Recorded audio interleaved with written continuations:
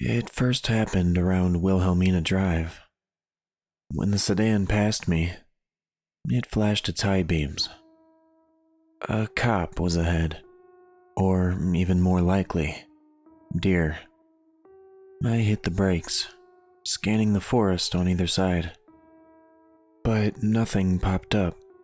No cop hidden on the side of the road, ready to pounce on speeders.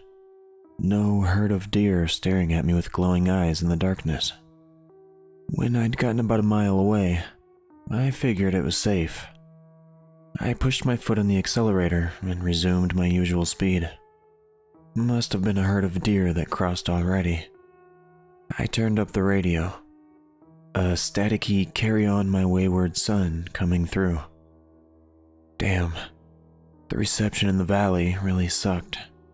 But my phone's battery was low, and I wasn't about to use up all the juice playing "Every Rose Has Its Thorn" for the 100th time. I turned the dial, but the rest of the stations seemed even more staticky. At least I'll be home soon. I was halfway through making a mental checklist of everything I had to get done tomorrow, when another pair of headlights blinked through the trees. When it got about 20 feet from me, it flashed its high beams too. More deer? But as I drove through the darkness, I didn't see anything.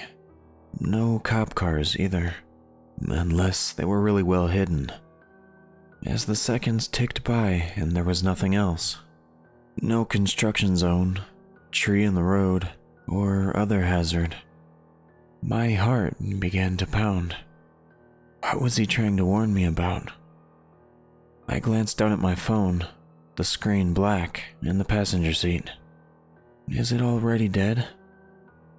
Maybe they were warning me about something wrong with my car.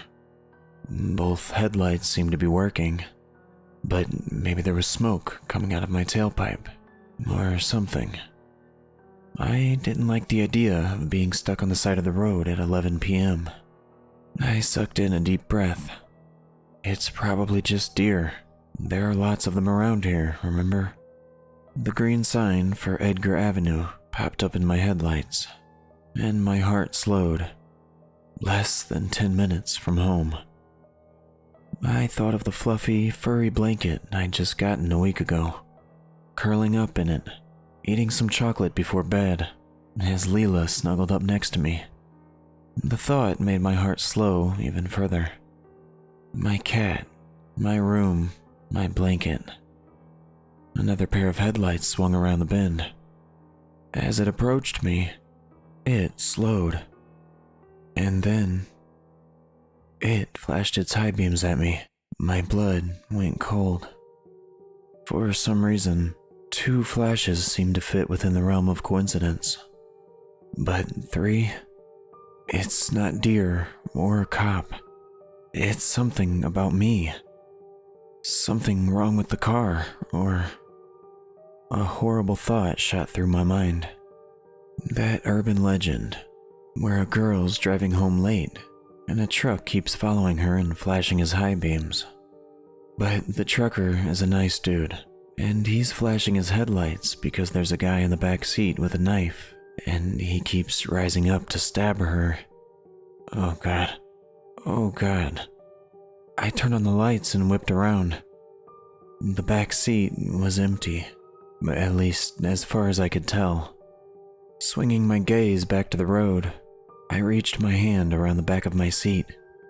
My heart pounded in my chest as I slowly swept my fingers through the darkness behind me. What if there's someone there? I imagined my fingers meeting rough cloth, warm skin, sticky, hot breath, the cold steel point of a knife.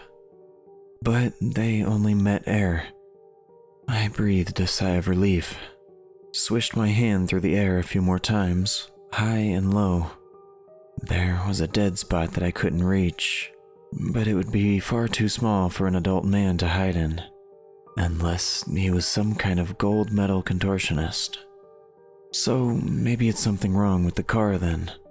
Maybe they see smoke, or a door is ajar, or a light's out.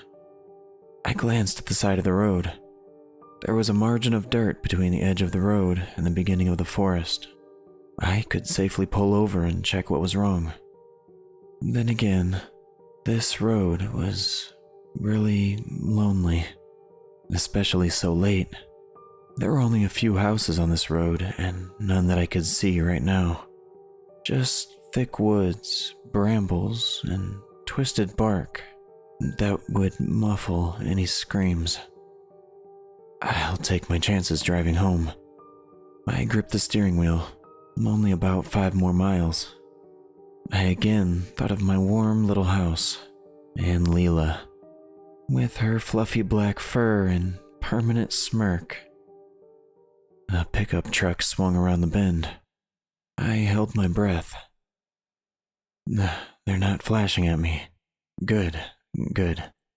Almost home. But then, there it was. Flash.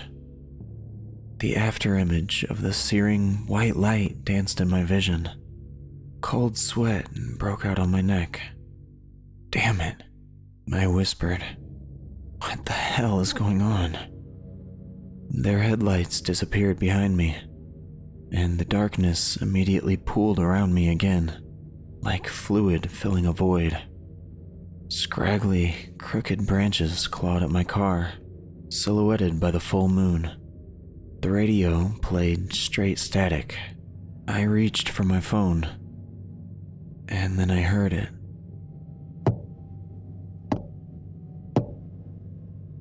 Without looking up, I reached a shaking hand up to the moonroof. I pressed my hand against the glass. It felt warm, even though it was only 40 degrees outside. God, oh, what the hell? I couldn't look up. It was just this visceral instinct, like the feeling you get when you know someone is watching you, and your brain is screaming, hide. I bit my lip, staring at the road, waiting for my street to come up. Don't look up, don't look up, don't look up. Maple woods appeared before me. I swung onto the street and pulled into the driveway. Without even thinking it through, I swung the door open and ran as fast as I possibly could. Surprisingly, I got inside, safe and sound. I spent half the night watching old movies, Leela curled on my lap. I checked the front and back doors, and all the windows, about 1,000,000 times each. But I didn't dare look outside at my car. I closed my eyes even when checking the front door. I thought I was safe, but I wasn't.